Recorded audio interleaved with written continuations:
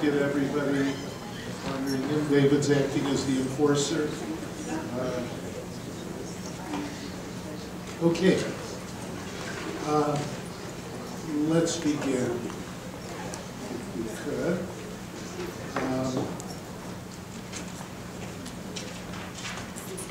I think first, and this is a great turnout, this is very exciting. I think last night was a terrific evening. I hope everyone who was here last night will agree with that. And I think most importantly, I want to begin not only by welcoming everyone at this sometimes all too early hour, but I also want to take this opportunity to thank a number of people. I'd like to thank Jennifer Laszlo Mizrahi and Shelley Cohen, who are the people who brought this to the table, who came to the JFNA Washington Action Office and threw down the gauntlet and was picked up. And I want to thank certainly JFNA, I want to thank the Jewish Funders Network, the Jewish Foundation for Group Homes, the Mizrahi Foundation, and all those who have helped support this effort in making this conference a reality. I also want to thank the Washington Action Office, particularly David Feynman, who has worked on these logistics and brought this to fruition, and Barbara Bedney and other members of the Washington Action Office of JFNA who have been absolutely instrumental in bringing this about.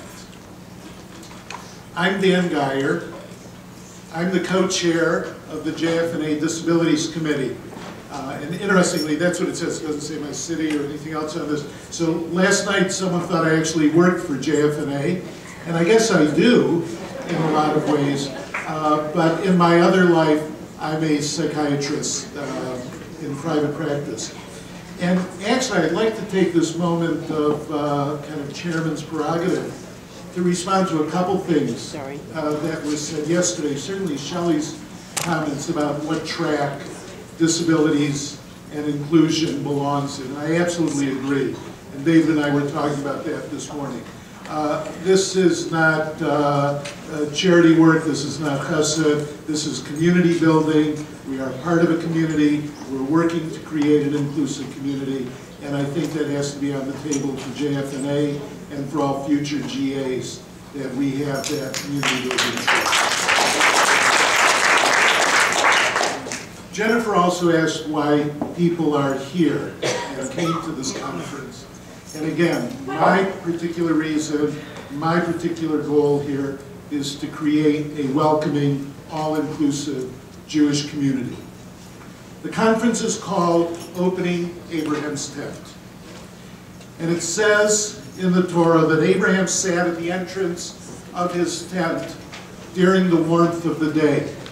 Now, interestingly, we just read this parsha about a week and a half ago. And my rabbi's interpretation of it was quite interesting because he said, perhaps we have to look at this a little differently. Not that it was Abraham sitting in the warmth of the day, but it was truly Abraham projecting the warmth that welcomed others into the tent. And again, that needs to be our goal. That needs to be part of our work. Over this past year, and really over the past couple of years, the Disabilities Committee has focused on what is inclusion and attempting to define it. I think all of you in your packet will have the elements of inclusion, which is really based on the inclusion definition of the Union of Reform Judaism that addresses issues of accessibility, acceptance, accommodation, and welcoming. And I would almost put welcoming as number one in this case.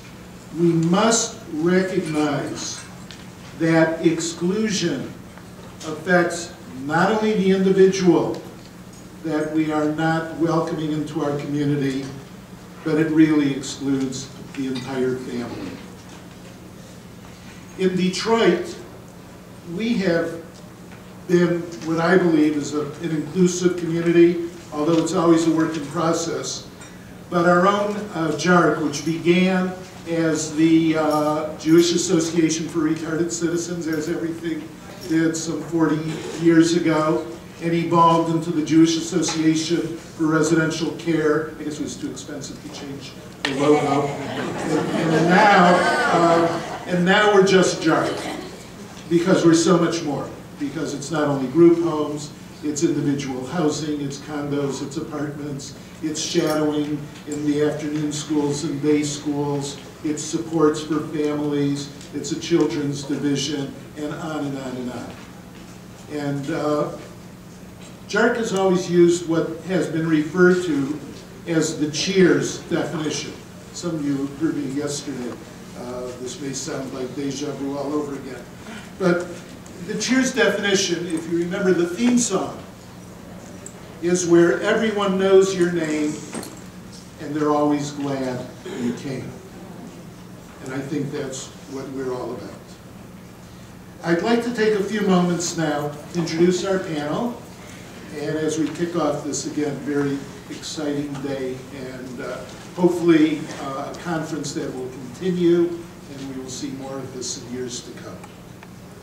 Rabbi Lynne Landsberg is the Senior Advisor on Disability Issues for the Religious Action Center of Reform Judaism. She is a graduate of Hebrew Union College, Jewish Institute of Religion, and received her Master's of Theological Studies from Harvard Divinity School. She is founding chair of the Central Conference of American Rabbis Committee on Disability Awareness and Inclusion, and as representative of the Religious Action Center, she co-founded the Jewish Disability Network with the Jewish Federations of North America, and she presently co-chairs the DC-based group which advocates pro-civil rights legislation.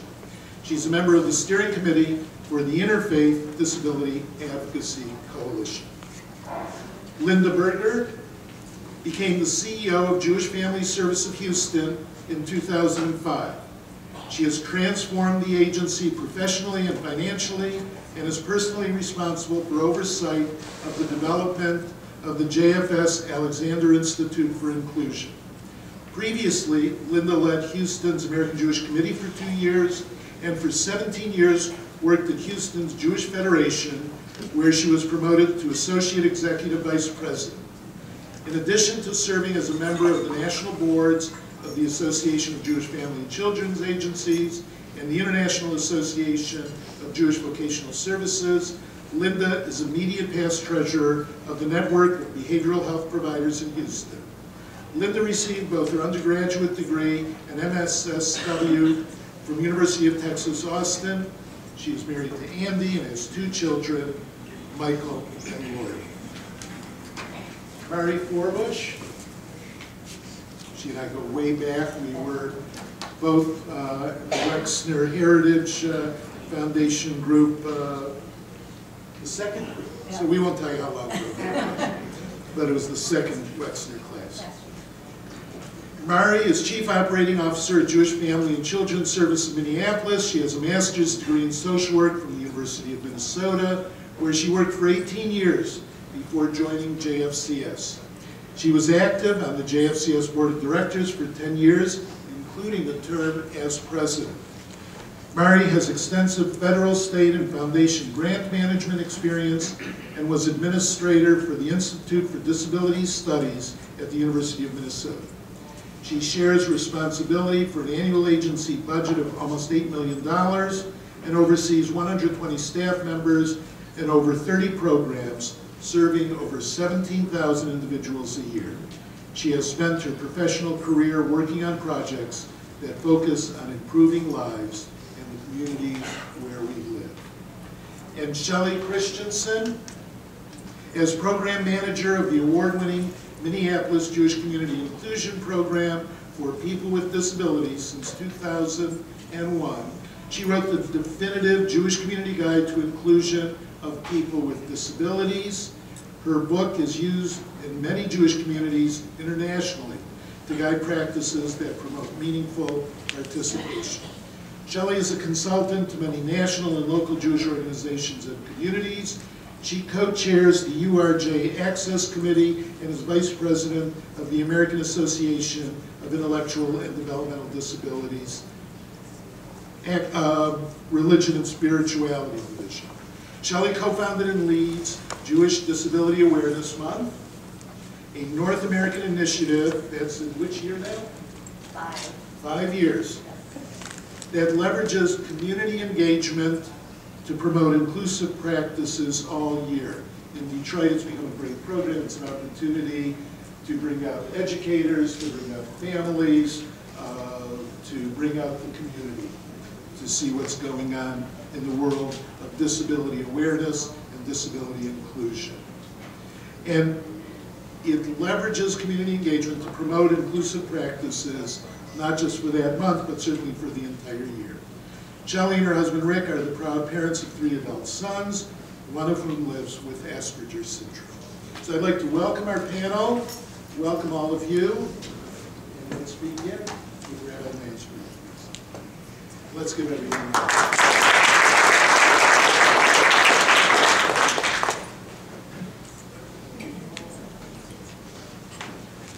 I must begin by adding something to my resume, to the introduction. I co-chair the Jewish Disability Network, the coalition of Jewish groups in Washington, with the inimitable Dave Feynman from JFNA. Yes.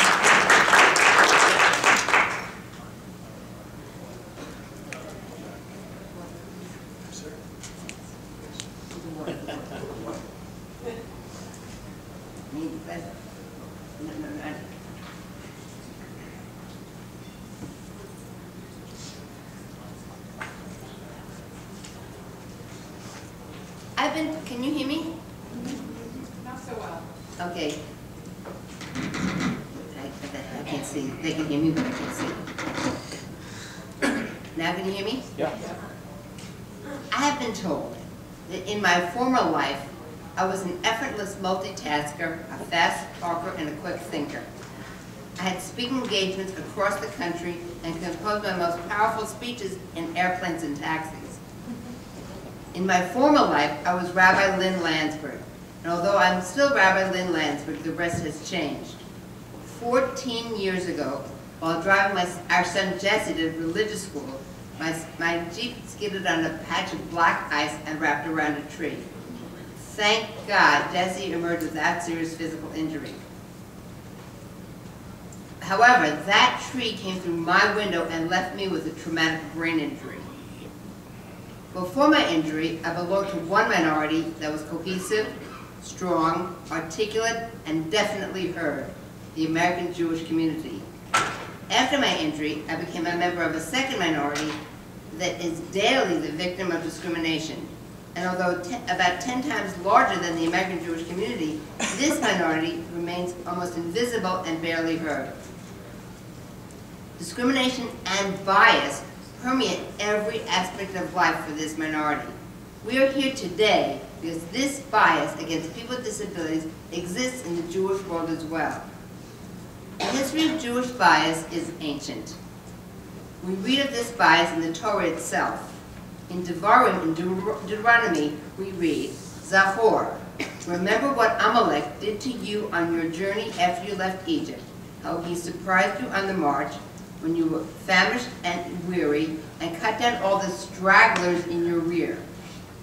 The Hebrew word for stragglers, hanechashalim, is for our purpose here a very intriguing word. It appears only once in the entirety of the Bible. To explain its meaning, the medieval commentators Ibn Ezra and Rashi suggest that its Hebrew root, chet shin lamed, may have a similar meaning to a more common Hebrew root, chet lamed shin, that means to be weak. As such, they took hanechashalim to mean those who did not have the power to walk, or those who lacked strength. Only Rashi adds that this is on account of their sin. Now, who were the quote stragglers in your rear? They were the weak, the slow, the enfeebled, the invalids. Perhaps in ancient times, these people were in fact considered invalids, invalid human beings. So the Israelites left the stragglers on their own to struggle at the rear of the Exodus.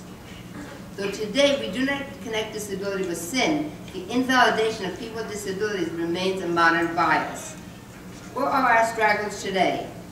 Unfortunately, American society, including many Jewish communities, continues to leave them behind.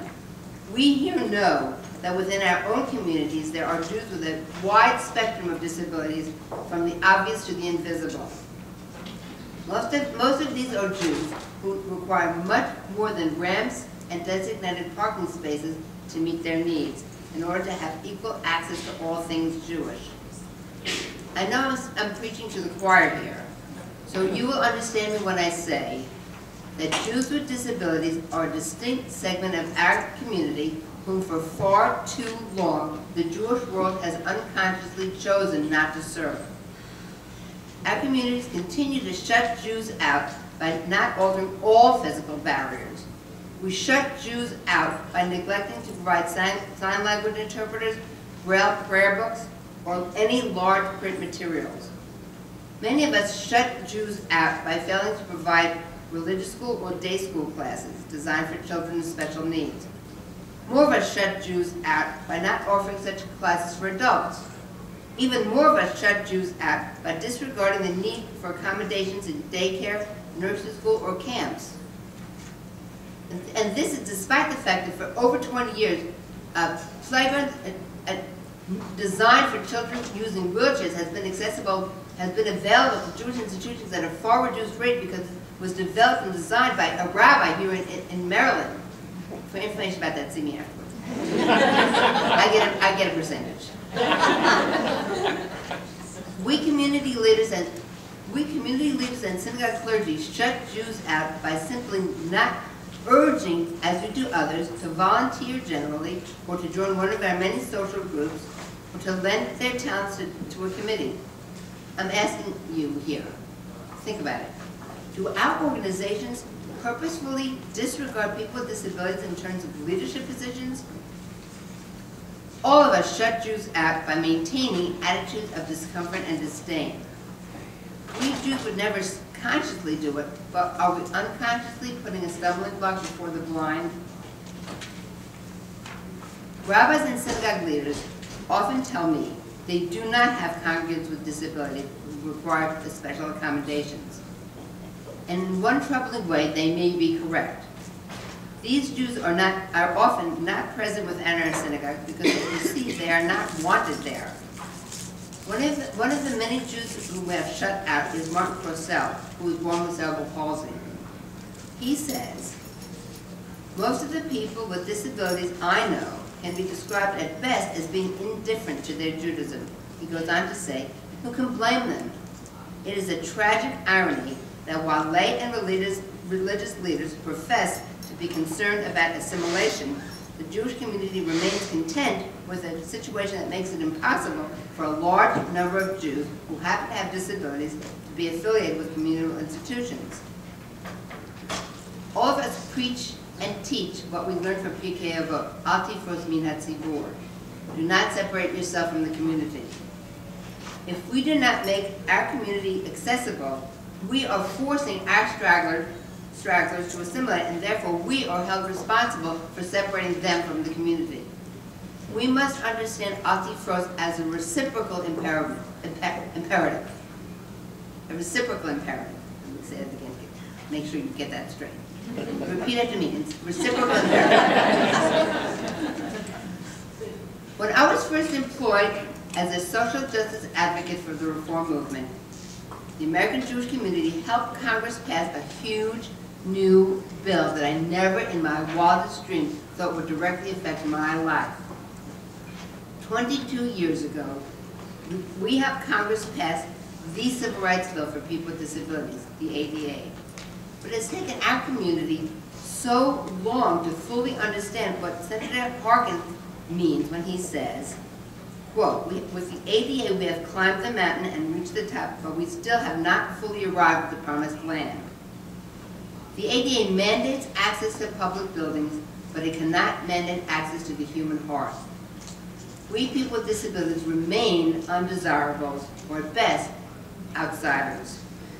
My own experience is relatively minor, but still jarring. Every day in Jewish commercial establishments, meetings, social situations, or events large and small, People look at my cane first. I sense their discomfort and I ultimately feel dismissed. We here need to help our communities face issues that are not as tangible as physical or programmatic improvements, and they are harder to define. Daily, people with disabilities experience subtle and not so subtle acts of discrimination, such as dismissal, a lack of accommodation in every aspect of their lives, social exclusion, and outright employment discrimination.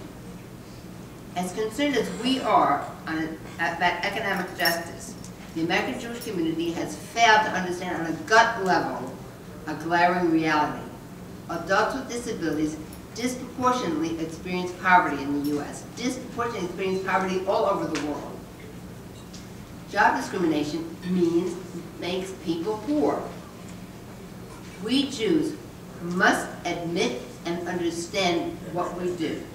We discriminate by not demanding that Jews with disabilities have equal access to all things Jewish, including jobs.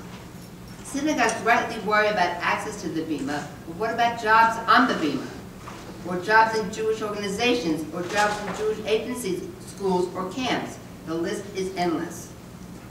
And it would be very hard for our communities to discriminate if the job seekers presented outstanding Jewish resumes.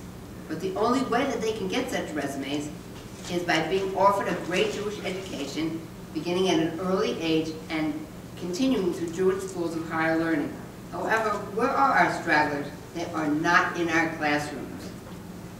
900 years ago, Maimonides taught in Mishnah Torah, this is a quote, every member of the people of Israel is obligated to study Torah regardless of whether one is rich or poor, physically able, or with a physical disability.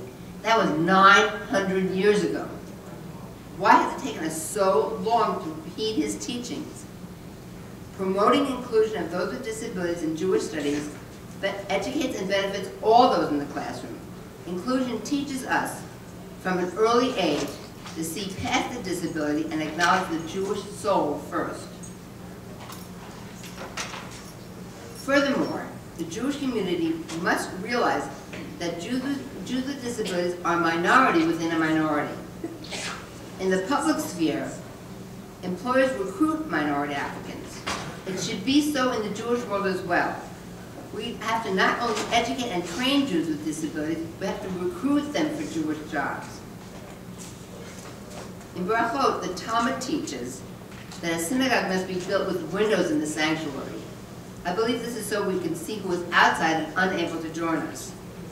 As Jews, we have to maintain mental windows everywhere so that we understand that those whom we refer to as shut-ins are not shut-in, they are shut out of the very life that most of us take for granted.